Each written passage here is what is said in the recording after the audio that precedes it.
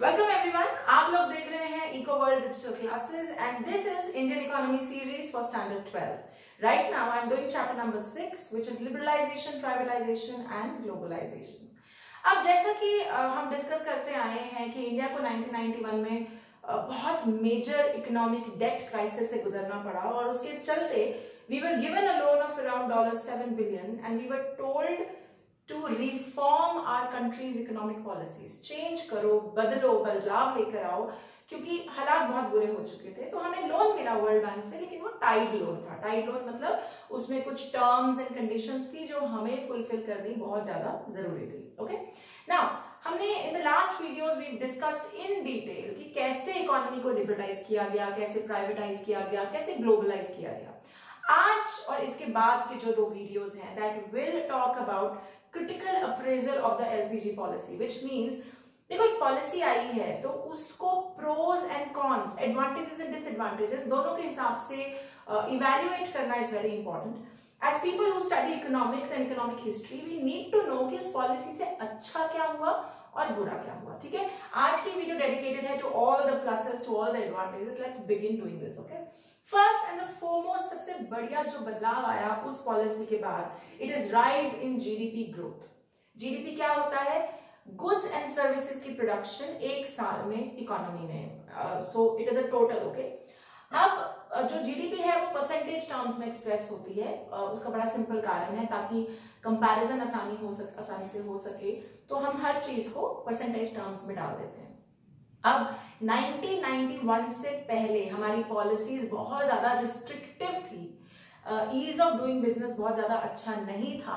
As a result of that the production of goods and services was not very great, बहुत बढ़िया नहीं थी. इसीलिए अगर तुम ध्यान दो 1980 to 91 पे we were growing at a rate of 5.6% का जीडीपी. अब इसका क्या मतलब हुआ? अगर एक साल पहले 1 लाख गुड्स एंड सर्विसेज बने तो हम हर साल उसमें 5.6% की एडिशन करते थे, यानी 1 लाख बाय 5.6 बाय 100 उतनी addition of goods and services हर साल होती थी. 1 लाख का 5% टेक्निकली कुछ खास नहीं होता, और मैंने एजम्पशन लिए 1 लाख की. 1 लाख गुड्स एंड सर्विसेज नहीं प्रोड्यूस होते कंट्री में, बहुत ज्यादा होते हैं, but 5% is like an average rate. कोई खास बहुत बढ़िया रेट नहीं है, बट ठीक है, ये कहानी थी हमारी. और 91 में तो बिल्कुल ही डूब गए थे. But thanks to this policy, क्योंकि ईज ऑफ डूइंग बिजनेस बढ़ा, तो हमारी growth rate till 2012 has been hovering around 8.2%, यानी 8% की दर से हमारी गुड्स एंड सर्विसेज की प्रोडक्शन बढ़ रही है. ये काफी अच्छी ग्रोथ रेट मानी जाती है, क्योंकि इतना एक साल में 8% तुमने अचीव कर लिया, कोई बड़ी बात नहीं है. लेकिन तुम कंसिस्टेंटली 8 to 9% की ग्रोथ रेट पे हो, मतलब overall as an economy you are doing just fine. Okay, alright. दूसरा एक ऑब्जर्वेशन जो यहां निकल कर आया कि सर्विस सेक्टर का कंट्रीब्यूशन बहुत बड़ा जीडीपी में. सर्विस या टर्शरी सेक्टर हम जिसे बोलते हैं, यानी banking, warehousing, communication, internet, all of that is service sector. Agriculture पहले बढ़ा फिर डिक्लाइन पे मूव किया, मतलब एग्रीकल्चर में पहले ग्रोथ दिखी क्योंकि कुछ रिफॉर्म्स किए गए थे, बट देन क्योंकि वो रिफॉर्म्स कुछ खास नहीं थे, and we will discuss this in negative points, कि LPG was more of an industrial policy, industry पे ज्यादा फोकस था, तो agriculture went on to a decline. इंडस्ट्री ने बिल्कुल ग्रोथ अच्छी खासी दिखाई, इंडस्ट्रियल बहुत तगड़ी ग्रोथ हुई, और इंडस्ट्री की जब भी ग्रोथ होगी सेकेंडरी सेक्टर की, तो टर्शरी सेक्टर डेफिनेटली मूव करेगा, क्योंकि टर्शरी सेक्टर सपोर्ट सबसे ज्यादा इंडस्ट्रियल सेक्टर को देता है. And that is why the service sector contributed grew at a rate of 10.3%.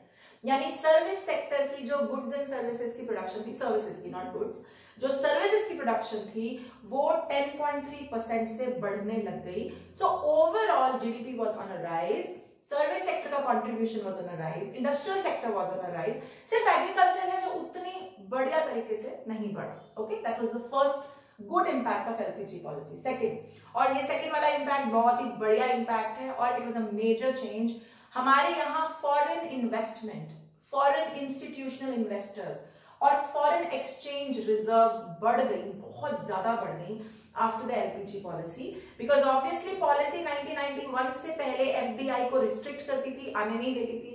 बाहर की कंपनीज इंडिया में पैसा नहीं लगा सकती थी, हमारे स्टॉक मार्केट्स में पैसा नहीं लगा सकती थी, बहुत ज्यादा इंपोर्ट रिस्ट्रिक्शंस थी, क्वांटिटेटिव रिस्ट्रिक्शंस थी, वो सब हटा दी गई जैसे हम पहले पढ़ चुके हैं। तो as a result of that in 91 we had $100 million की रिजर्व्स थी हमारे पास, and then we moved to $36 billion की, sorry this is not reserve, these are investment। पहले FDI होती थी 100 मिलियन, फिर around 2014-15 this came up to be 36 billion. और अगर मैं 2020 की बात करूं तो ये नंबर और भी बहुत ज्यादा बढ़ चुका है because of the current governments extremely strong foreign relations, ये जो बहुत ज्यादा तगड़े फॉरेन रिलेशंस क्रिएट किए जा रहे हैं। If you B noticing news, हमारा यूएई के साथ बहुत अच्छा रिलेशनशिप बन रहा है, विद इजराइल, विद जापान तो इनफैक्ट हमारी बुलेट ट्रेन पूरी ऑलमोस्ट एक तरीके से फाइनेंस कर रहे हैं।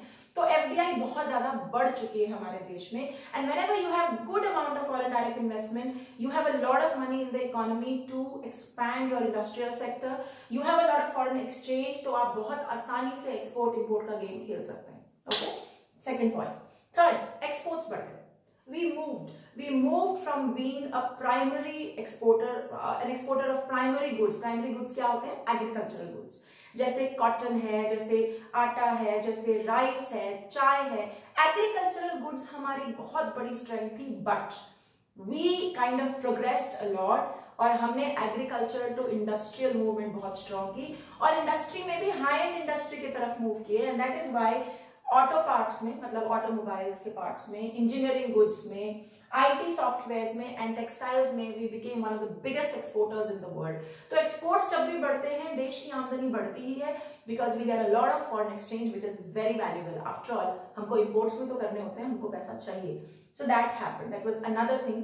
क्योंकि एलपीजी ने बहुत ज्यादा एक्सपोर्ट प्रमोशन पे फोकस किया, बहुत ज्यादा उस ट्रेड को धक्का मारा, और बहुत सारी इंडस्ट्रीज को कंपटीशन मिलने की वजह से डेवलपमेंट बढ़ी, तो ये वाले सारे एक्सपोर्ट्स अप हो गए। Okay, next point, check on inflation. What is inflation? General price rise. जो महंगाई है वो बढ़ती है, थोड़ी बहुत तो बढ़नी जरूरी है, क्योंकि अगर प्रोड्यूसर के पॉइंट ऑफ व्यू से देखें, अगर महंगाई नहीं बढ़ रही है तो उसका प्रॉफिट वहीं का वहीं है, जितना 2010 में प्रॉफिट था वही 2020 में है।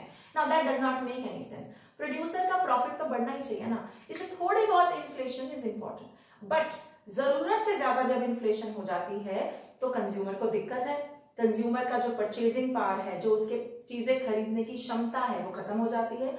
ऑल्सो अगर हम फॉरेन ट्रेड के पॉइंट ऑफ व्यू से बात करें, जो चीज डोमेस्टिक टेरिटरी में ही महंगी है वो बाहर सस्ती तो नहीं जा सकती। तो अगर मेरे यहाँ दालों का रेट बढ़ गया तो दाल अगर एक्सपोर्ट होगी तो उससे भी महंगे रेट पे एक्सपोर्ट होगी, तो वो हमारे लिए लॉस क्रिएट करता है, because in that situation we become more expensive in contrast to other countries, and as a result of that we could be in a situation where we cannot actually export our things any longer. तो inflation थोड़ा बहुत is okay, but जरूरत से ज्यादा नहीं होना चाहिए। लेकिन इन्फ्लेशन काफी कंट्रोल था 2007 तक, 4 to 5% which is an average, उस पर टिका रहा। अब फिर से ये बढ़ चुका है 6 to 7% लास्ट 2014-15 में, it was hovering around it. उसके भी कई कारण हैं। What you have to remember is, जब भी डिमांड ज्यादा होगी और उसकी सप्लाई क्रिएट नहीं होगी तो इन्फ्लेशन का प्रॉब्लम डेफिनेटली आएगा ही। Okay, next point, check on fiscal deficit. You guys know what is fiscal deficit. Fiscal deficit is the difference between government's expenditure and government's revenue. जब सरकार का खर्चा सरकार की आमदनी से कम होता है उसको हम कहते हैं फिस्कल डेफिसिट। फिस्कल डेफिसिट जरूरत से ज्यादा नहीं होना चाहिए, क्योंकि इसका सीधा मतलब है आपने अपने पांव ज्यादा पसार लिए। कहते हैं ना, जितनी चादर है उतना पांव पसारना चाहिए। तो थोड़ा बहुत तो आप पाँव निकाल सकते हैं, बिल्कुल पूरी बॉडी नहीं बाहर निकल जानी चाहिए। So you should not spend a lot of money, much more than what your income is.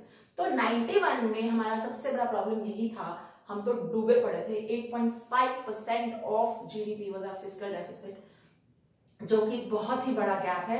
But thanks to this policy and the growth in production, in services, in exports, हमारा सरकार के पास revenue के sources भी बढ़े। देखो, खर्चे नहीं कम हुए, वी आर डेवलपिंग नेशन, हमारे खर्चे कम नहीं हो सकते। लेकिन अगर आपका रेवेन्यू सोर्स बढ़ जाए, अगर आपकी आमदनी बढ़ जाए तो कोई दिक्कत नहीं है। टैक्स के रिफॉर्म्स किए, फाइनेंशियल रिफॉर्म्स किए, एक्सपोर्ट के रिफॉर्म्स किए, तो as a result of that हमारा जो अब आज की डेट में जो टारगेट था अभी प्रेजेंट गवर्नमेंट का, it was around 4% of GDP, and शायद last year we almost hit that target. हमारा फिस्कल डेफिसिट 4% ऑफ जीडीपी तक आ गया। Okay, so in nutshell LPG policy चाहे टाइड लोन के साथ आई थी, मतलब हमें जबरदस्ती हमें वो पॉलिसी करनी पड़ी, but it was a good push for the economy, it was a turn around for the economy. हमारी भी जैसे बोलते हैं ना आंखें खोली गई, and we also saw the world in a more competitive manner, and as a result of that ये सब फायदे हमको मिले। लेकिन सवाल ये उठता है कि क्या सिर्फ फायदे ही थे, कोई नुकसान नहीं हुआ, या कोई पर्टिकुलर सेक्टर को इग्नोर किया गया हो, या इंडिया का जो डेमोग्राफिक प्रोफाइल है, मतलब यहाँ गरीबी भी है, अनएम्प्लॉयमेंट भी है, क्या उन सब चीजों पे ध्यान दिया गया? Well, we'll discuss that in our next video when I do LPG 1991 key disadvantages or the things that were neglected. Stay tuned for that. अगर आप लोग मुझे YouTube पे देख रहे हैं तो like, share, subscribe and comment करना बिल्कुल मत भूलिएगा। Till then, bye bye. Take care.